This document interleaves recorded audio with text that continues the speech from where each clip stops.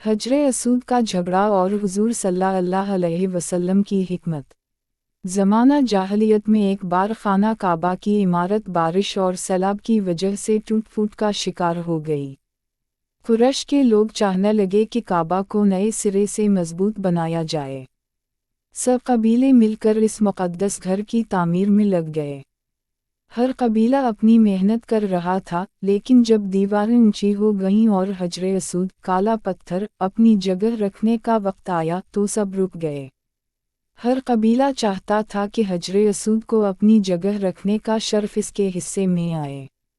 ये बहस इतनी बढ़ गई कि करीब था कि लोग तलवारें खींच लेते और खून खराबा हो जाता।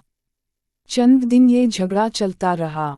आखिरकार एक बुजुर्ग कुरैशी ने कहा, आओ हम फैसला करते हैं, कल सुबह जो भी सबसे पहले काबा के दरवाजे से दाखिल होगा वही फैसला करेगा।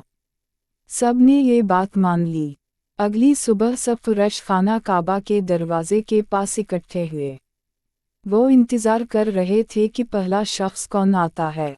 अचानक सब ने देखा कि दरवाजे से सबसे पहले दाखिल होने वाले हज़रत मोहम्मद सल्लल्लाहु अलैहि वसल्लम हैं।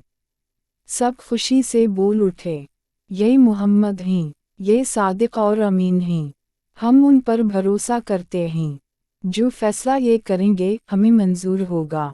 हज़रत मोहम्मद सल्लल्लाहु अलैहि वसल्लम ने मामले को गौर से सुना। आप सल्लल्लाहु अलैहि वसल्लम ने फरमाया, लाओ एक बड़ा कपड़ा लाओ। सब हैरान थे। फिर एक कपड़ा लाया गया। हुजूर सल्लल्लाहु अलैहि वसल्लम ने हजर असूद को इस कपड़े के दरमियान रखा। इसके बाद फरमाया, हर कबीले का सरदार कपड़े का एक एक कोना पकड़े, सब मिलकर उसे उठाएं। यूं सब कबीलों ने मिलकर हजर असूद को उठाया। जब वो अपनी जगह के करीब पहुंचा तो हज़रत मोहम्मद सल्लल्लाहु अलैहि वसल्लम ने अपने मुबारक हाथों से हजर असूद को उठाया और सही मकाम पर नस्ब कर दिया। यूं एक बड़ा झगड़ा ख़त्म हो गया। ना किसी को हार महसूस हुई, ना किसी को जीत, बल्कि सबको लगता था कि उनका भी हिस्सा है। इस तरह हुजूर सल्लल्लाहु अलैहि वसल्लम ने अपनी हिकमत और इंसाफ से एक बड़ी लड़ाई को ख़त्म कर दिया। हुजूर सल्लल्लाहु अलैहि वसल्लम को नबूवत से पहले ही सब लोग अमीन और सादिक कहते थे, क्योंकि वो सच्चे और ईमानदार थे।